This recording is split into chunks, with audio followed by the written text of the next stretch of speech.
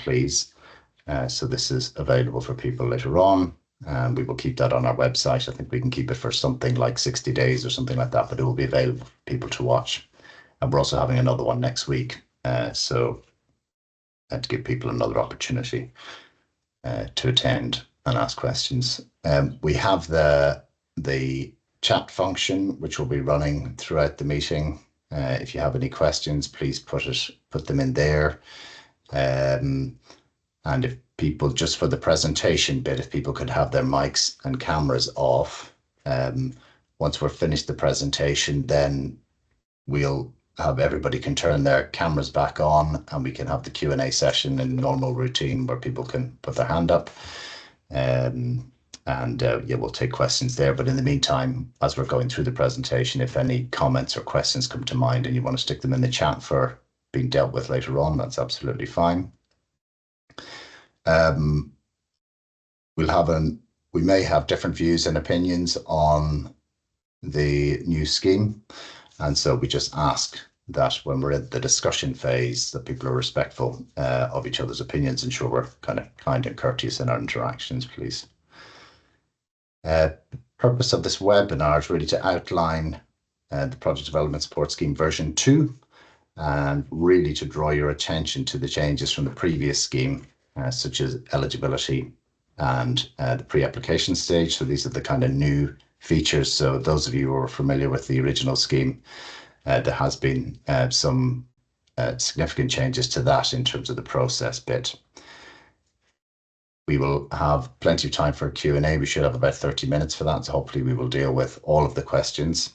There may be questions that you ask us which we don't know the answer to. So if there is, we will take those away and come back to you with an answer as soon as we can. So just as a very quick intro and some kind of background. So NatureScot conducted a pilot scheme, which we started in 2023. And that was successful from our perspective in terms of the development of projects. The reason we actually did that was because we recognized about 3 or 4 years ago there was a lot of discussion around the capacity of the contracting sector. But one of the things that we realized also at the same time was we have big ambitions in terms of pace and scale of delivery on the ground on an annual basis. And we recognized that actually to achieve that, we needed a big pipeline of projects. And the level of design and project development that was happening at that time was not on a trajectory that was really going to get us to where we needed to be. So that original project development scheme, the whole purpose of it was to incentivize a greater level of design right across the country. Deborah will touch on this a bit later. Thank you for any of the previous people who were involved in the first scheme.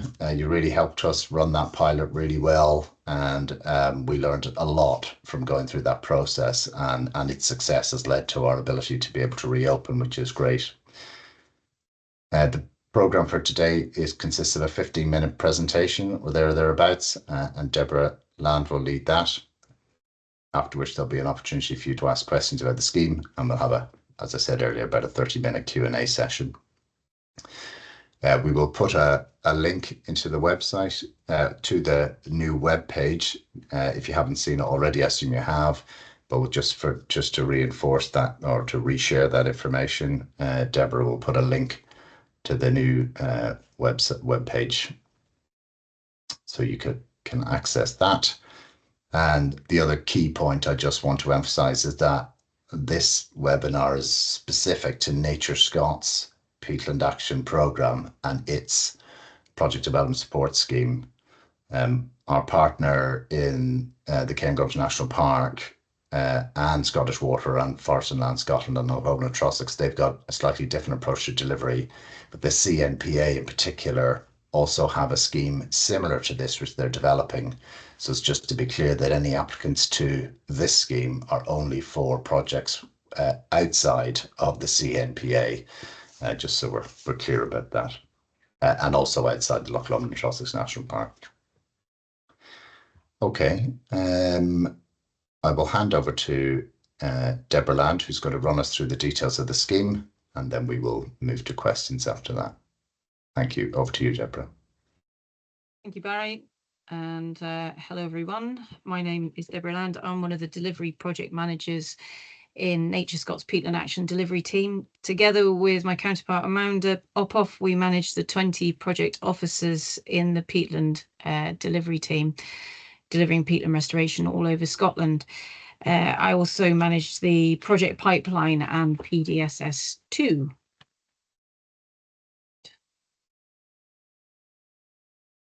So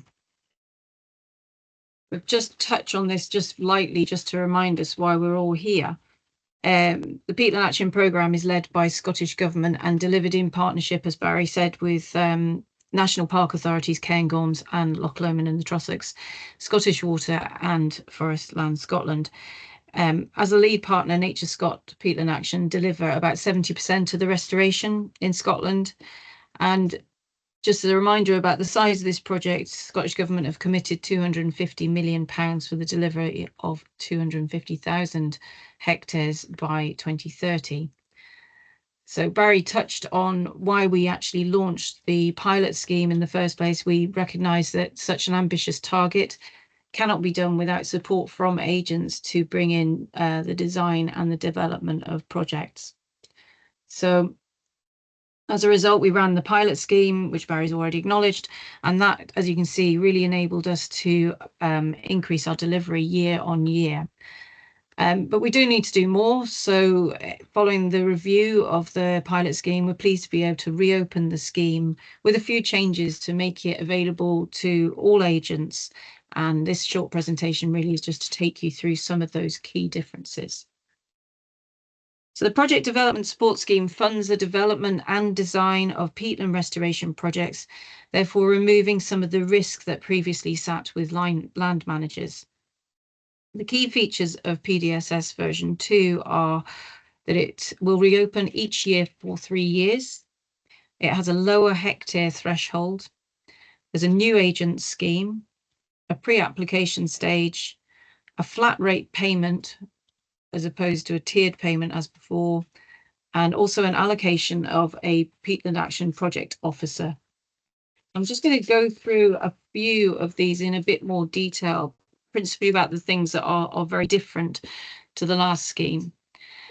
First of all, there's the eligibility. Agents must demonstrate that they have the competencies required to deliver this work within the scheme's defined timescales. It's a first step for all interested agents to complete the competency matrix, and this has to be completed by all applicants, including those from the previous scheme, because we've actually changed the form, so it's a little bit different to the one before. I think it's quite clear that not every individual needs to do the form. So if you're a team, you need to complete that form as your team to demonstrate that you have the competencies within your team to deliver projects, and that overall you've got the sufficient skills. And you need to meet the competency of practitioner. It only needs to be done once for experienced agents. So, once you're in and you've demonstrated your competency, unless of course you have a wholesale team change, you should actually only ever have to do this once. Within the new agent category, you would have to repeat this step, because obviously it would be to demonstrate that you have the necessary skills to be recognised as an experienced agent. So like I say, experienced agents, these are people that have previously been successful in securing Peatland Action funding for a project that they've developed, and they can also demonstrate that they're at practitioner level across the whole competency matrix. As I said, the eligibility threshold has been reduced. So it was 500 and it's now down to 250 hectares. And this can be one or more projects, single or multi-year. The new agent scheme, so this is completely new. This is to really bring more agents into the role of being able to deliver projects. So we recognise that some people may be at foundation level, may need a little bit more assistance. So there's a new agent scheme, and Tamara's here to answer or take away some questions about this if you've got more at the end of the presentation. But the scheme will be mentored in partnership with the Crichton Carbon Centre and an allocated Peatland Action Project Officer. You only have to bring one project in, no more than 2. It will be capped at 2, and the size has to be at least 10 hectares. And there's a maximum of 10 places on the scheme for new agents. There are 4 stages to the process when you're applying to PDSS. The new step that I'll go into in a bit more detail is the pre-application. Then you've got a very simple application process. Then we've got the application assessment. That's where we internally actually do all the checks and balances to make sure that we can actually offer you a grant. And then there's the grant award itself. So pre-application stage. This is a new step for all prospective applicants and agents interested in applying for a peatland action restoration grant from NatureScot, and it's mandatory. So those wishing to enter PDSS, you must complete this step to be considered. The pre-application expression of interest form gathers information that enables our team to undertake a project scoping. And the idea of this project scoping is to identify any barriers to delivery, but also to signpost to relevant guidance and identify further opportunities for prospective applicants or agents. The step will help to ensure that we continue to support high-value projects whilst also increasing pace and scale of delivery through the agent-led delivery pathway. The EOIs must be admitted as soon as possible. I cannot stress this month enough, which is why it's in red. Please don't leave this until the 30th of June, because obviously we've got to undertake the project scoping. So as soon as you've got EOIs, send them into the mailbox. And please note that this is the Peatland Action Delivery mailbox. The deadline, like I say, is the 30th of June, but please don't leave it till then. So if you've got them sitting on your desk now, send them in. We aim to have the feedback back to you. Hopefully we can turn this around within about 10 days or sooner, depending on the complexity. But certainly we will have all feedback back to you by the 11th of July.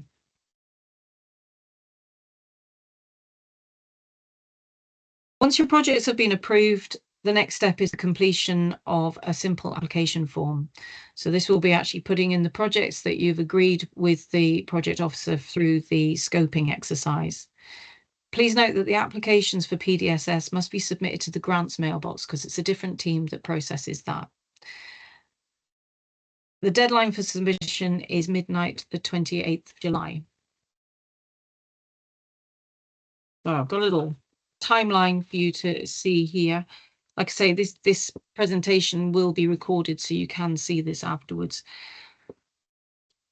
So this shows the pre-application, the application and the assessment and the milestones of the scheme. We've simplified the milestones from the previous scheme down to 3, and there's a checklist available on the website to detail what is expected at each of the milestones.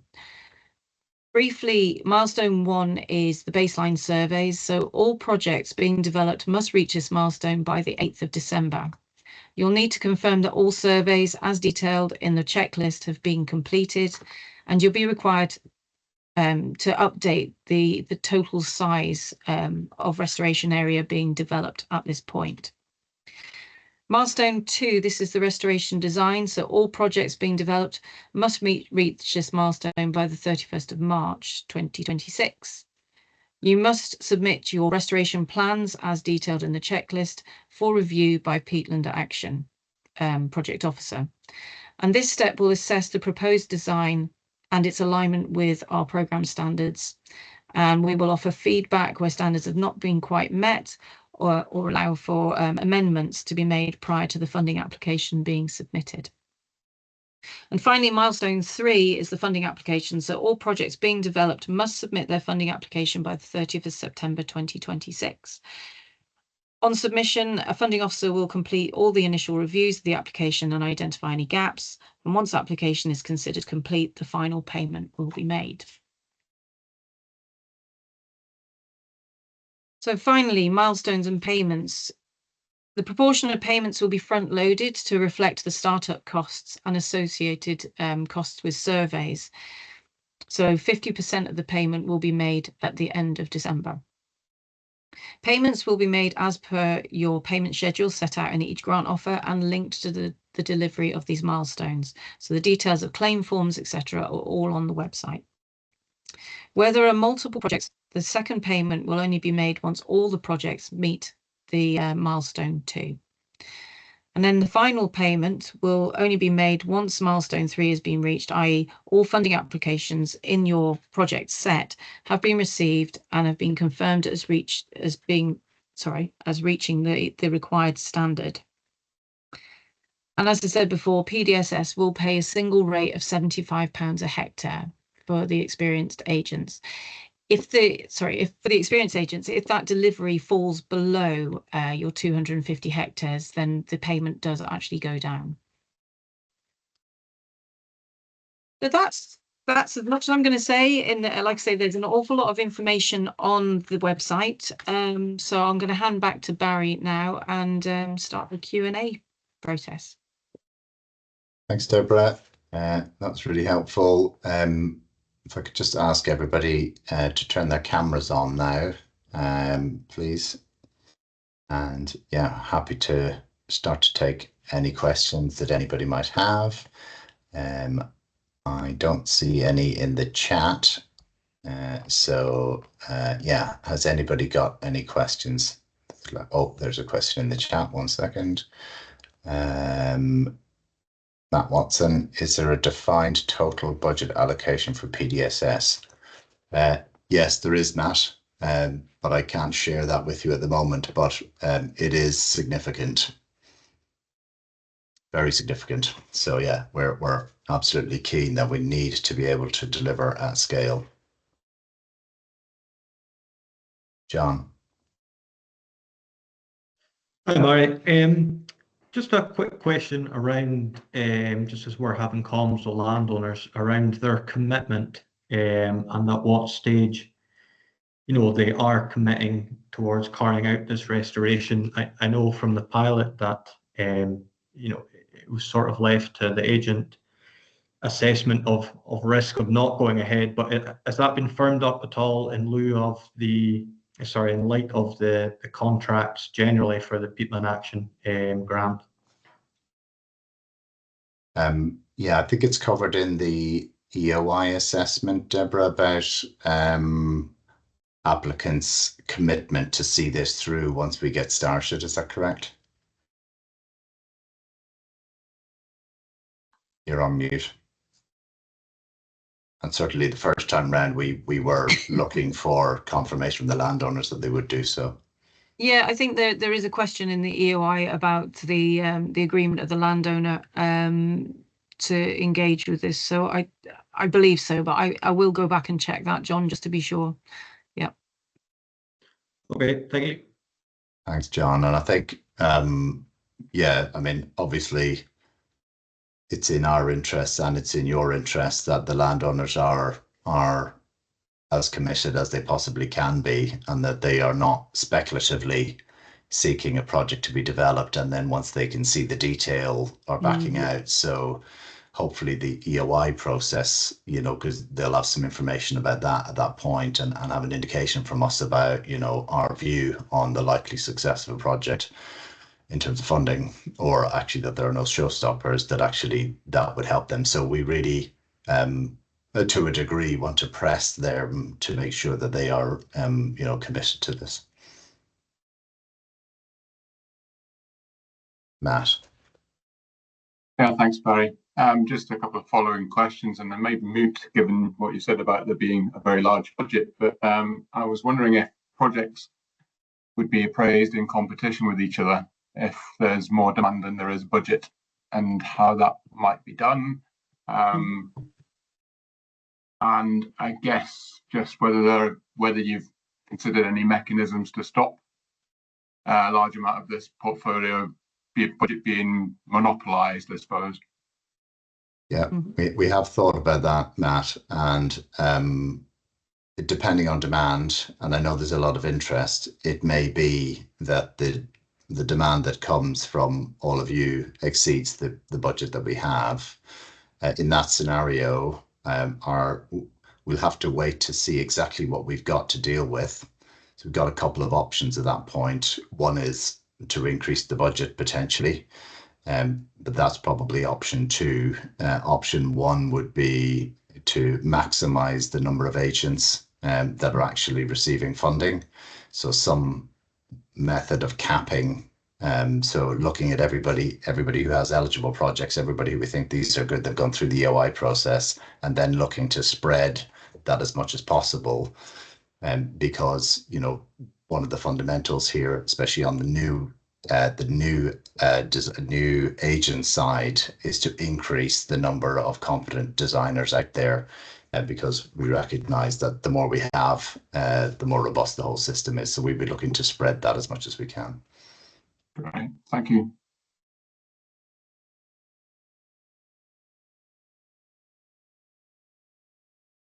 Andrew. Hi, Barry. I've got one question, one comment. The questions around the EOIs, there's 6 questions around deer in there, and I was just wondering, so if you have a first phase project, the likelihood it will be delivered by spring 2027, which is quite a long way away.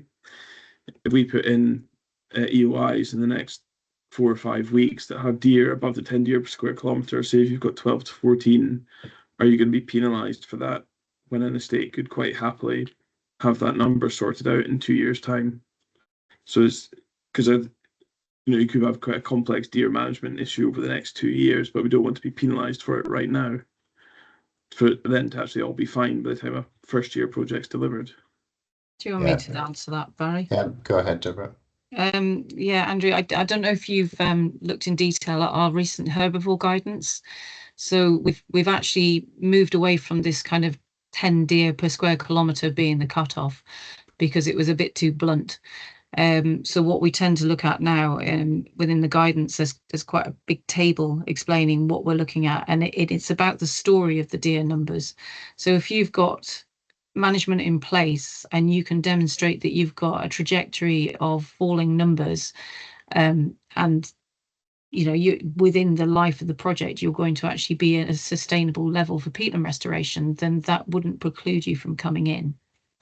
So it's not a simple have you got 10 or less or whatever. So it's a lot more nuanced than that now. So I'd urge you to have a look at that guidance, because that will clear that up quite a bit for you.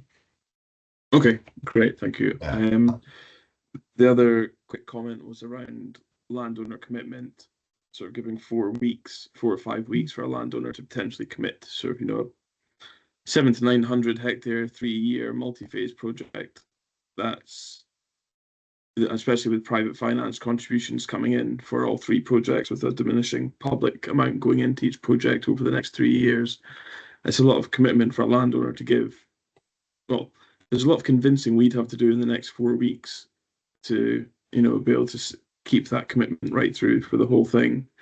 So I wonder if there's a way of a slightly drawn back landowner commitment to a certain milestone before us having to, you know, jump in with both feet. Yeah, I mean, just on the on that, I mean, what we really want, and I know you want it too, is the conversation with the landowner before you start doing any project development, that they're genuinely serious about doing some peatland restoration, and that it's not a speculative piece of work.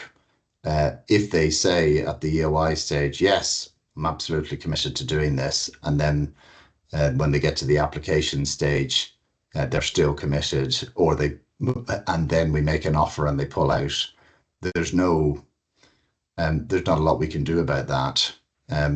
But in terms of the PDSS bit, if they pull out before the application comes in, then actually that we're not receiving those hectares as an application. So therefore the terms and conditions of the PDSS have not been met. So if you say CCP are developing 1,000 hectares and one of those is a 200 hectare project by an applicant who then says, well, I'm not doing this prior to the application process, then you're down to 800. So our payment is based on the hectares in the applications that we receive, funding applications. So that would then say to us, well, we're only paying CCP for 800 hectares of project development as opposed to 1,000, even though you guys have put in a lot of effort to develop that project. So I think that is the point that we would like you guys to be sharing with landowners that we're trying to de-risk it for financially for them by providing this incentive. Yeah. But they also must then provide us with some commitment that actually they're not doing this with any other intention but actually following through. And I appreciate things happen, and you know, people can't do things for other reasons. But you know, an example might be if you're engaging with the landowner who's saying to you, well, I've got this bit of hill, I'm thinking about peatland restoration, I'm thinking about a wind farm, I'm thinking about a hydroscale, I'm thinking about these other things that I might do with it, and I'm not decided, so I want to explore them all. I would be proceeding with real caution at that point, because if they turn around and go, we're doing a wind farm there, then, you know, we are not going to, obviously, you know, we're not going to support that. So through PDSS, so there's some, that conversation needs to be, you know, really fleshed out with the landowner at the outset, I would imagine. Great, thanks. That's helpful. Thanks. And just coming back on the deer one before I come to you, Daisy. Yeah, at the EOI stage, as Deborah said, as long as you're able to demonstrate, look, this is the current position. And even if the current position isn't, you know, they've got 12 deer per square kilometre, but what they're saying is it was 17 3 years ago. We've got a deer management plan which says we're aiming to get to 6 or whatever they have. And, you know, the herbivore impact assessment is saying low to medium at the moment. And by the time we get to the application stage, we anticipate being in this position, which would be at 8 or whatever, then we're okay. I think we would respond to EOIs, which are saying deer numbers are currently sitting at 12. The estate's ambition is to get to 11 and just maintain it there. I think our response to that is going to be, sorry, but we don't think we would fund that project if it was received as an application based on this information. So please don't spend time developing it, because the likelihood is you're not going to be successful. So we don't want people wasting time developing something which we could tell them at the very outset, we're absolutely not going to fund this on our current approach. Great, thank you. Okay, thanks, Andy. Daisy. Thank you. My question's for Deborah. I think it's really positive that you're bringing on new designers through the version 2 of the scheme. I'm curious about the plans to mentor new designers and how that will work. If that's something you can kind of elaborate on just now. I think I'll throw that question over to Tamara, if that's okay, because it's her team that's actually running the mentoring scheme. So Tamara, you all right to field some of that? Yeah, so I think that the plan is that the new designers will be offered the mentoring from the Crichton Carbon Centre. This will be, we're looking at having a week-long programme, essentially, of intensive mentoring. I think at the moment, though, it's we haven't sort of set out what that will be, because it will very much depend on the new agents coming forward and what their skills already are. So it will be very much tailored to the skills gap or the skill requirement. So that's the kind of the first stage, and then yeah, they'll be supported through our own project officers and also the grants team as well. And I think that's just something to pick up, that was one of the things that we looked at when we reviewed the original PDSS, was that we felt that actually having more project officer engagement throughout the PDSS process was valuable, to make sure, just to be there to help signpost and to make sure that projects are running in accordance with our guidance and our standards. So every project will be allocated to a project officer anyway, but obviously those mentoring roles, it would just be a little bit more involved working with Crichton and Tamara's team, so Becky's team. Sorry, I just promoted you, Tamara. That's right. Okay. Okay, Thank thanks. you. Can I ask a quick follow-up question? Sorry. Mhm. Do you plan to kind of have a regular kind of liaison with developers as part of the scheme? That's a good question, Daisy. We toyed around with a few different options, and the first scheme there was 3 agents involved in the pilot. So actually we were having, because we were trying to learn, as we went on, we were having one-on-one regular meetings with each of them to talk about progress. The hope is that this time there are a lot more involved. So actually, it's not feasible for us to have one-on-ones with everybody. So we need some way. We have the normal reporting exercises and everything like that, and ongoing queries, which can just come at any time, which is fine. But is there a need for group session, group webinar, group discussions like this, for example, for people to provide comment on how it's going for them, sharing experiences? So that's something we can take away as something, and key to hear other views if people would feel that's useful, or you maybe want to wait until you're into it a bit and then think, well, actually, I'd like to know how everybody else is getting on.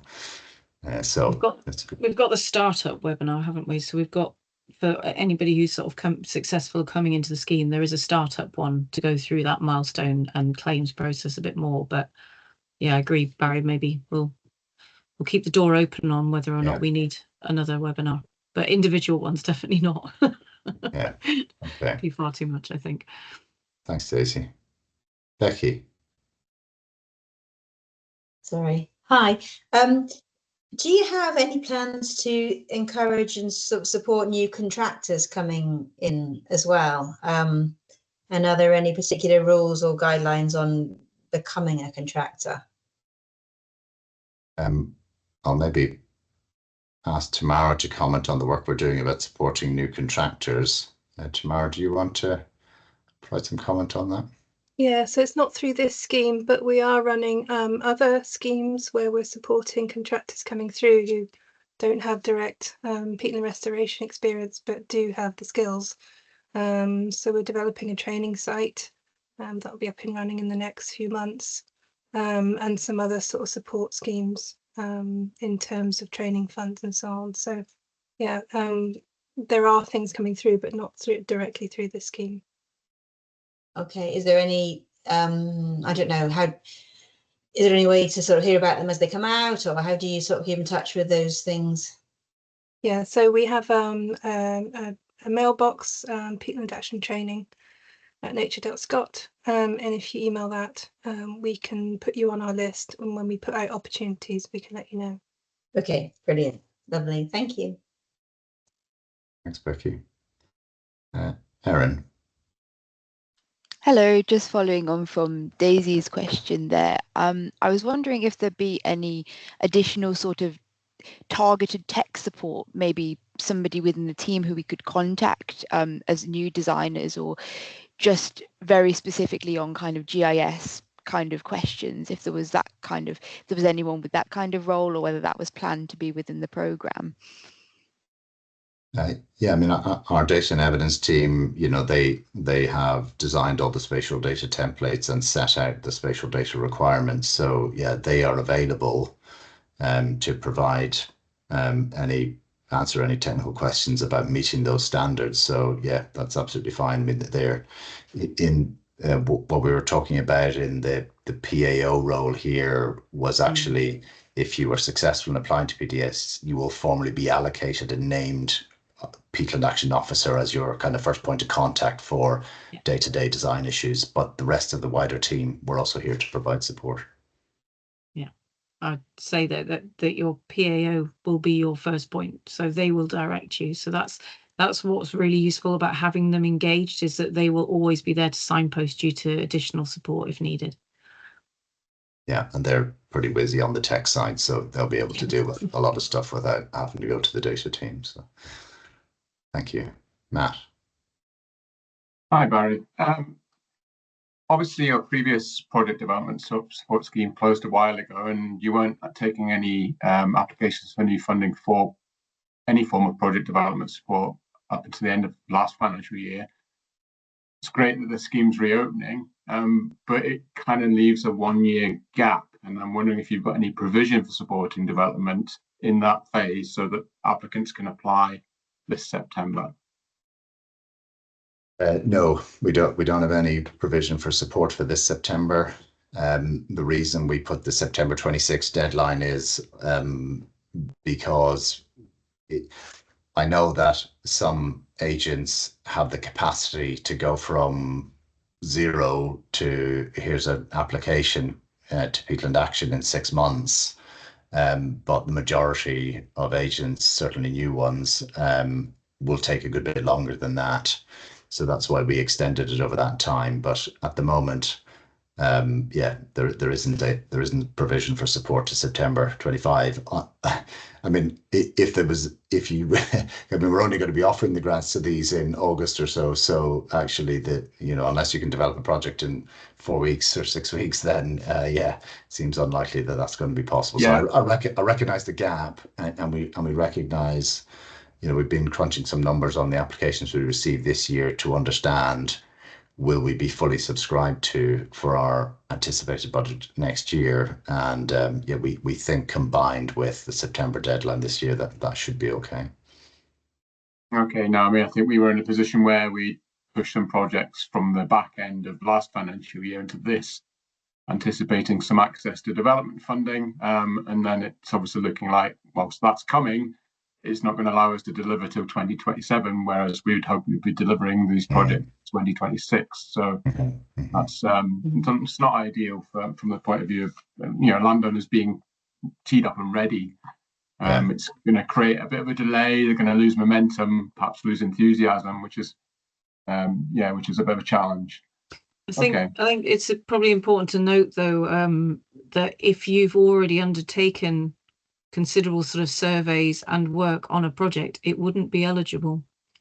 So this is to take a project from nothing to application. Yeah. So as Barry said, if you're not getting your offer until August, I'd be damned impressed if you could get something completely done by the. I mean, it's not impossible, but it's pretty steep. So I agree. I don't think it's possible if you don't start work until August to actually turn it around within a handful of weeks for September. But that's why I was asking if there's any other mechanism. Can I ask also, outside of the sort of development sphere, you always did support survey costs separate from development. Can you still tap into that, or is that not fully bound into PDSS? There are. Deborah, do you want to take this one? Yeah, sure. So there are still going to be projects that are going to be led outside of PDSS and agent led. So this year we actually changed how the species support was being done. Oh crikey! I think, am I right in saying that certainly the pre-application surveys we are still covering? Are we, Barry? I think we are, for agents and for Peatland Action Officer led projects. And the surveys actually during the delivery phase have to be included with your submission of your project. So yes, there is still support there for those surveys pre-application.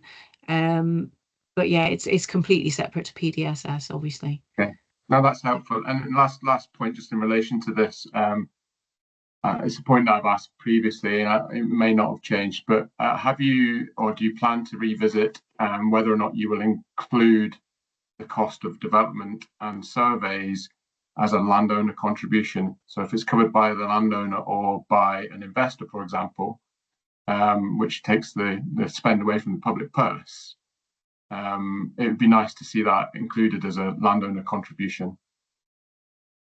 Yeah, so if you had a project which wasn't PDSS supported, and then you're able to say, well, look, we spent X on it, developing it. At the moment, the position is still no, Matt, but there's no reason why we can't revisit that to see. To date, the private contributions that we've been counting have always been about actually getting the thing done on the ground. But I recognise that project costs are starting way before there's any diggers in sight. So I'm happy to revisit that with the funding team just to see, do we want to change our policy position on it. That could shift the dial quite substantially, because if that factors in, then it might be the case that landowners or companies or investors would be willing to actually take that on. Yeah. Okay. I'll take that away. There's a whole bag of issues around private contributions, which we're working through at the moment. So I'll add that into the mix. Thanks. Francesca. Hi, I've asked this elsewhere. Is there any plans to look at matching up projects with new project managers, developers, so that those sort of freelance project developers can get some experience? Yeah, it's a good question. At the moment, we have obviously agents have their own clients and they're working away with them and trying to do PDSS with them in future. Our own team of peatland action officers have a number of projects where they're developing them on behalf of landowners. The question is really, are we able to do some matchmaking between new designers or new developers and those landowners who we are actually, you know, because we've got a backlog in some parts of the country where we're struggling to service them as quickly as we like. Would we be able to do some matchmaking of that? At the moment, we don't have a formal process to do that. There's a few issues around us, the mechanism to do that, because we couldn't simply say to a landowner, oh, well, we've got these agents, go and speak to them and, you know, they'll do the job for you, because we couldn't refer in that way. But that's not to say there isn't some way that we might be able to do something like this. And so that's an idea which we need to think through a bit further. Also, there may be another opportunity here which we're looking at, which is the delivery of peatland restoration on all of the NatureScot owned land, so our national nature reserves. So there's kind of about 15 projects which we would like to do. And we would have more control in that scenario to be able to say, well, we're the owners. So actually, we want new designers to actually help us do these. So we are increasing the skill base within the workforce and more generally, which aligns with the work that Tamara and Becky's team are doing in the workforce capacity. So those are things we're looking at just now, Francesca, but we don't have anything nailed down on that yet. Strikes me it'd be a good way of getting some smaller sites done. You know, to get people experience. I did the course last year at SIUC and it was excellent, but I'd quite like to put it into practice somehow at some point. So yeah, it's absolutely, you know, one of the reasons we have a new agent element to this is in reaction to all of the work we've done with the SIUC course, the wider training that the workforce development team have provided, and the work that Crichton Carbon Centre have done with us in partnership. So, well, look, we've trained up or given, you know, provided, you know, support and education to a whole range of people.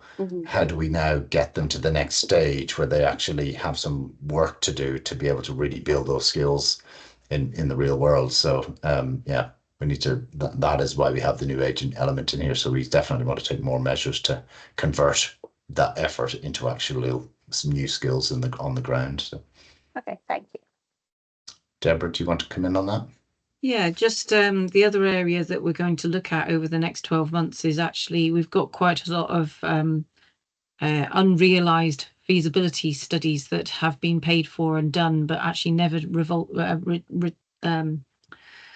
ended up with any restoration on the ground. So Amanda and I and a few others are probably going to have a good look through those, and it may be that we might offer some of these up under a slightly different payment level. So that's thoughts that we've got, and again, they may be suitable for new designers, but that's not here now. But hopefully, you know, maybe next year we might be in a position to do something with those. Thanks, Deborah. Erin. Hello. So I've just got another question to follow up on that. So this funding is only for projects that are completely new. So I've got a few projects that have had some work done on them, not full feasibility studies, but one of them has had a peat depth. The other one has only had work that's been sort of either client funded or so they would not be eligible under this scheme. It'd only be for new projects.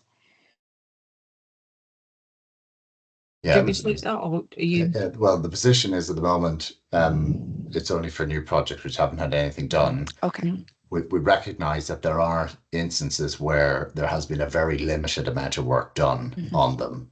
somebody may have done a walkover survey, they may have done some, fairly light touch peak depth surveys where actually they haven't really done very much at all. So there is an opportunity there. It's very small, but if you have projects like that, I think come and speak to us about it and just explain to us this is actually what's been done, and we can take a view on whether or not we think it's acceptable for that to come through the scheme.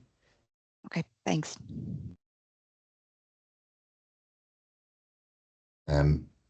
Just in the I was gonna chat. Sorry. Add to that, Barry, that there are some projects where we've actually, well, certainly with project you're already on, Erin, where we've actually supplemented some of the surveys. So where we've got agent-led projects and we've supported surveys, we can actually support additional surveys to fill in the gaps. So it may be that you've got a project there that just needs a little bit more work on it, rather than it coming through the PDSS route where it is really designed for something that's had almost nothing done on it. That's another way to solve the problem. Matt, before I bring you in, I just pick up on the comments. Andy had also pointed out, reflected on your comment about a lot of clients privately funding service for project developments are interested about the eligibility of those to be counted as a private contribution, and also this point applies to all of the delivery partners, not just Nature Scott, and that's something that us and the partners can pick up at our next delivery partner working group or the operational managers group to look at what we want to do in the partnership is stay together in terms of the way we approach specific policy points. So whether it's, what is your policy on private finance contributions or match funding, that actually we'd like that to be consistent, so it's not confusing for people who are working in, more than one jurisdiction, so to speak.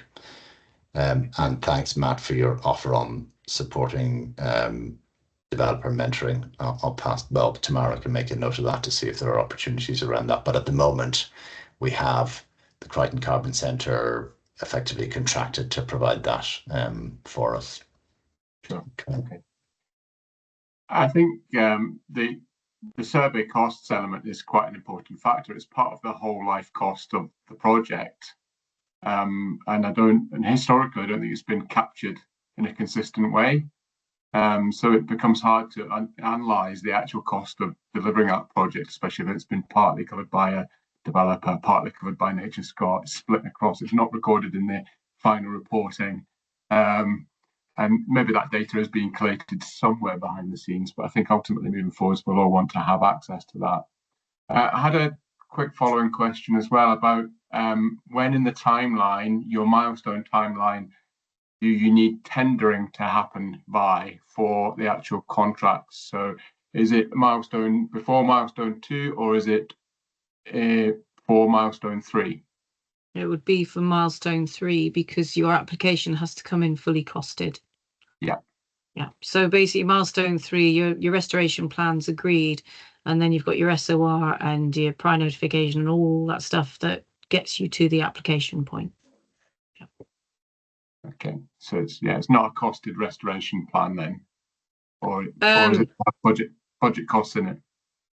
No, the restoration plan, it's more about techniques. So milestone 2 is about working with your project officer to make sure that the techniques are suitable and you're covering the right amount of area and addressing the hydrology and technical points like that, so that you can build your SOR on something that we know is tip top.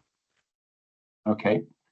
And then just one final point, I think since no one else has got the hand up, maximum delivery time window under PDSS, is it 3 years worth of projects as it was in the previous phase? Yeah, multi-year projects. So if you're developing 5 projects, say, just for argument's sake, and you submit all those in September 26, then they could be for up to 3 years. So you could be applying for grant applications for up to 3 years funding for each of those projects. Okay. For PDSS, if you want to then develop more projects in future years, we will have another round. So we'll have this round, and then we'll have another round next year, which you can then start again in new project development. Yeah. And, But I and if think you had a, everything that you bring in, so everything that you bring into PDSS now has to come into application next September. So we're not going to be paying for things to be developed this next round and then not applied for until the year after, if you see what I mean. That's why it opens each year, because it's for the next application round. so you have to be looking to put it into a multi-year application if it's multi-year delivery.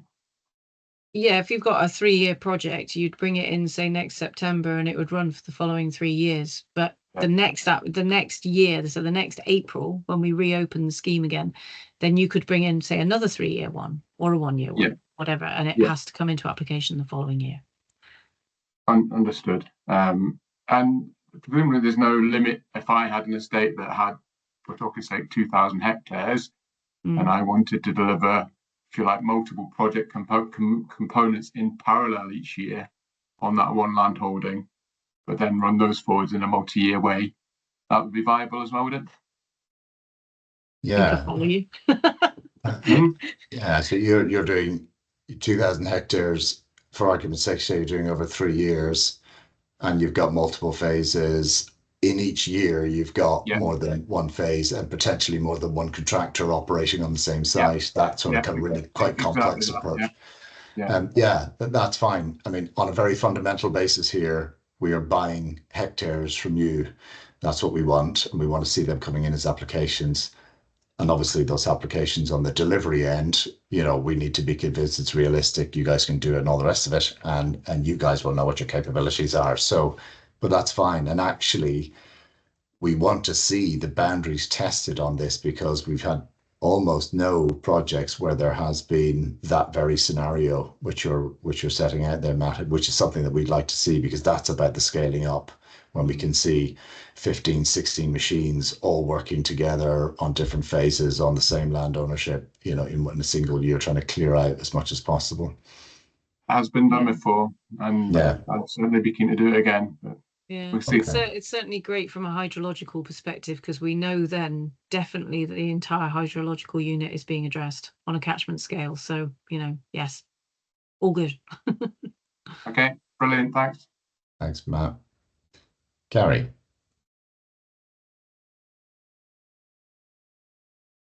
You're on mute, Gary.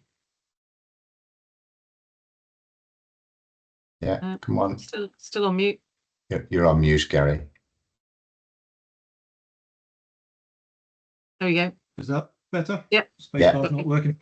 How you doing? Sorry, folks. Thanks for the presentation. It's really good. Probably a naive question here, but it's relevant to the last point, I guess. And I'm sure that it's covered somewhere in the guidance. But the hectares issue, are we talking about a sort of gross hectares? Are we talking about the net hectares with a 30-meter buffer around all the features, or, you know, how, in terms of the payment to PDSS agents, how is that calculated exactly? Your hectares at milestone 1, you would then reaffirm what your hectares are. So it would be sort of like the planned delivered hectares should be over 250 in total. But the calculation of that, Gary, is based on our spatial data templates, which is the area restored with a 50-meter buffer on it. Yeah. Sure. Okay. That's useful. Thanks. Okay. Thanks. Becky. Hi.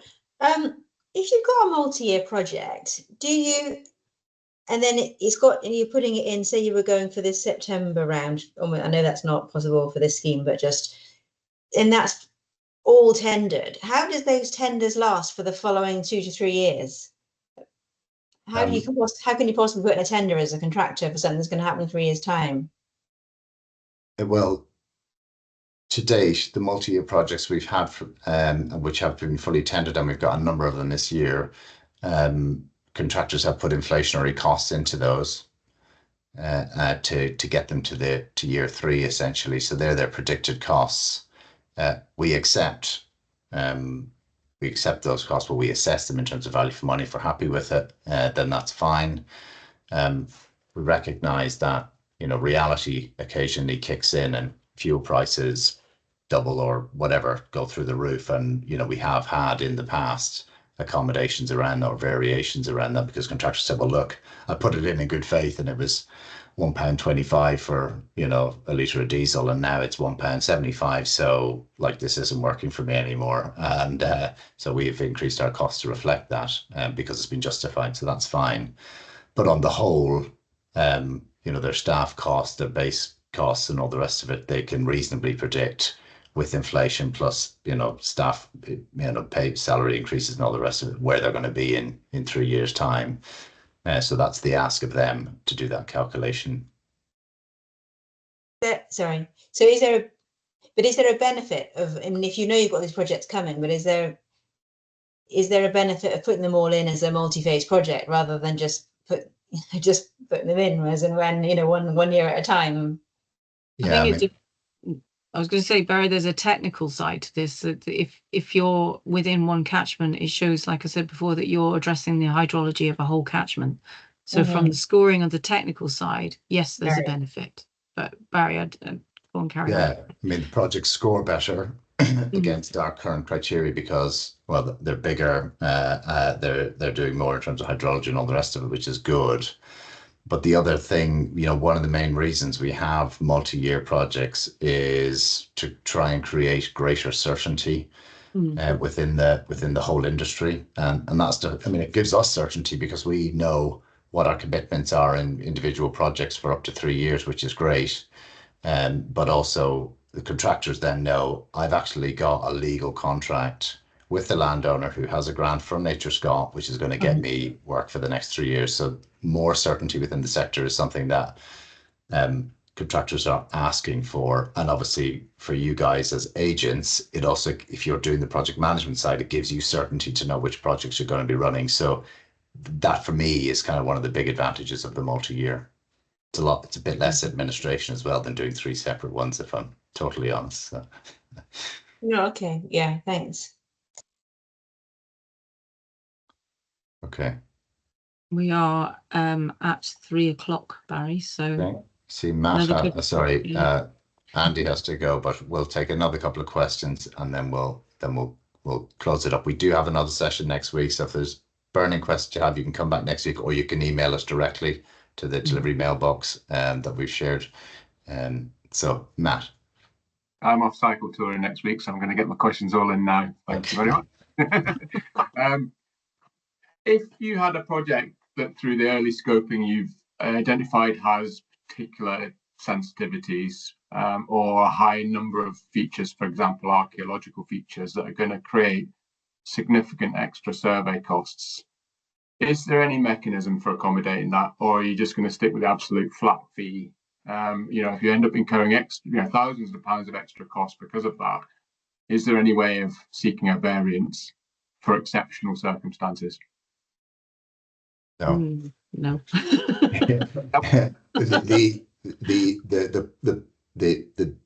The aim of the scheme is really to provide a contribution. That's it. And what we're saying to landowners is, look, we're subsidising the cost, your agent's cost, essentially. So this is a contribution. You know, not to be too mercenary about it, but we're taking risks here, and the applicant, landowners out there, they need to share some of this risk with us. Because we're investing potentially, you know, millions and millions of pounds in their projects later on. So we really need them to step up a little bit and accept we don't know exactly how this is going to go, but we're prepared to go the course here if NatureScot will take the edge off it by giving us £75 a hectare for it. Yeah, that's fair. I just had to explore that with you. Thank you. That's fine, thanks. I mean, one thing I will say is, which we haven't commented on, is if you're halfway through the process, you've got to say you've got a contract with us for developing 1,000 hectares, and you've got 5 projects to reach 200 hectares. If one of them fails for some reason, or there's something happens, or the landowner says, that's it, I'm out, you can replace that with another 200 hectare project if you can deliver it in the same time frame. So we are quite comfortable with the flexibility, because at a very fundamental level at the end, we're buying 1,000 hectares of project development from you. That's what we want. So if you give us that in the end, then how you got there is less important to us. So we won't absolutely hold you to the project that you list us with at the start. as long as it passes the EOI. Of course, yeah, it's got to get through the normal, Yeah. hoops and everything. But yeah, And I think the other thing I'd add to that, Matt, is that when you're bringing your projects through, some of them are gonna be considerably cheaper than others. And if you're literally looking at scale, you've got some economies with scale with some of this. So, you might have one project that you take a hit on, but you might have another project actually that works out a lot cheaper.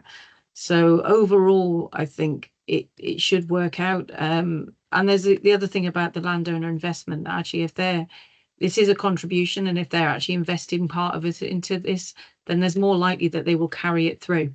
Whereas if it's cost them nothing at all, then that landowner investment is not there.